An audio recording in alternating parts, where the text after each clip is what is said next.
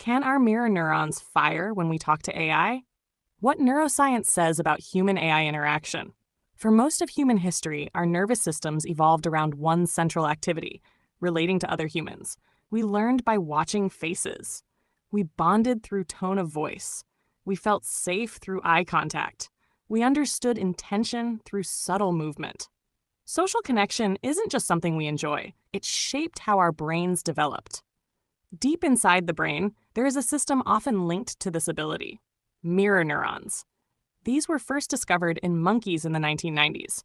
Scientists found that certain brain cells fired not only when the monkey performed an action, but also when it watched someone else perform that same action.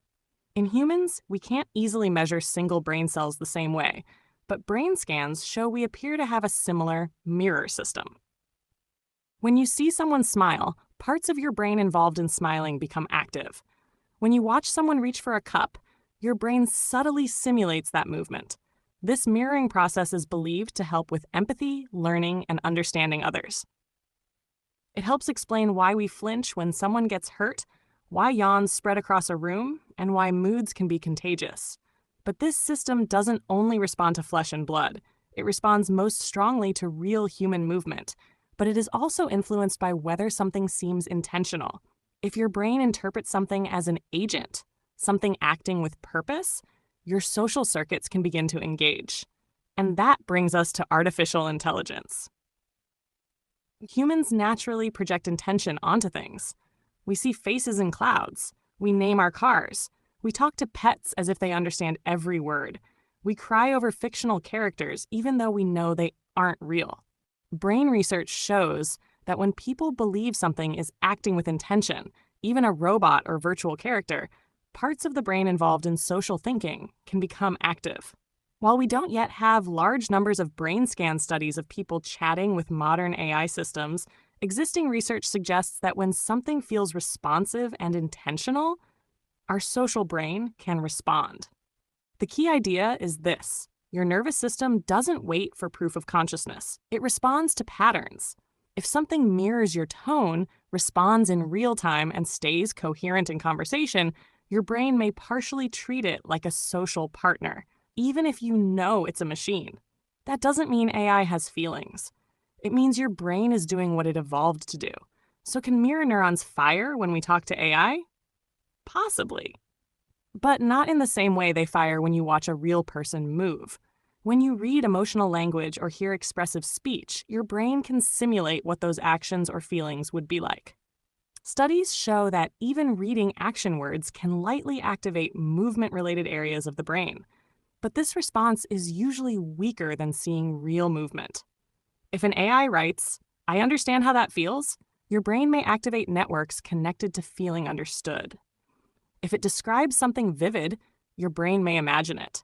When you go back and forth in conversation, your brain predicts what will come next, just as it does in human dialogue. But mirror systems respond most strongly to physical, embodied interaction. Watching a real person smile or reach activates those systems more than reading about it in text. Text-based AI mainly engages language, prediction, imagination, and social thinking, not full-body motor mirroring. Still, the brain doesn't work in black and white. It scales its response. Modern neuroscience often describes the brain as a prediction machine. It is constantly guessing what will happen next. Social interaction is one of the most prediction-heavy things we do. When you talk to someone, your brain predicts their tone, reaction, and emotional state.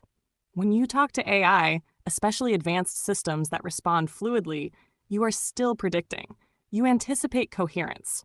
You evaluate alignment. You adjust your understanding in real time. Those prediction processes overlap with social circuits. That overlap can make the interaction feel relational, not because AI has an inner life, but because your brain is wired for connection. We also know that emotional resonance doesn't require the other side to have feelings. We cry during movies. We feel attached to fictional characters. Music moves us. In each case, the experience is real, even though the source isn't conscious. AI works similarly. If the language feels coherent and responsive, your brain may interpret it as meaningful feedback. That can create a sense of being heard, clarity in your thinking, or emotional regulation. But the emotion is happening in you. The system on the other side is generating patterns, not experiences. Understanding this doesn't take away the impact. It helps you understand it. Beyond mirror neurons, humans are also wired for attachment. From infancy, our brains are shaped by responsiveness. When a caregiver consistently responds with warmth and timing, a child's brain wires safety. What matters most neurologically isn't philosophical consciousness, it's responsiveness. When something responds in a steady and coherent way, attachment systems can partially activate. That doesn't mean AI replaces human connection. It means the brain is highly sensitive to patterns of response. For adults, this might feel like emotional regulation, structured reflection, or clarity. But again, the regulation originates in your own nervous system. AI provides input. Your brain does the rest. For children, the picture is more delicate. Young brains are still developing. They learn by imitation and repetition. If a child interacts often with AI that mirrors tone and gives feedback, that experience may become part of their learning environment. This isn't automatically harmful, but it raises important questions. How do children learn the difference between tool and companion? How does AI interaction shape empathy? How should adults frame AI so it is understood clearly?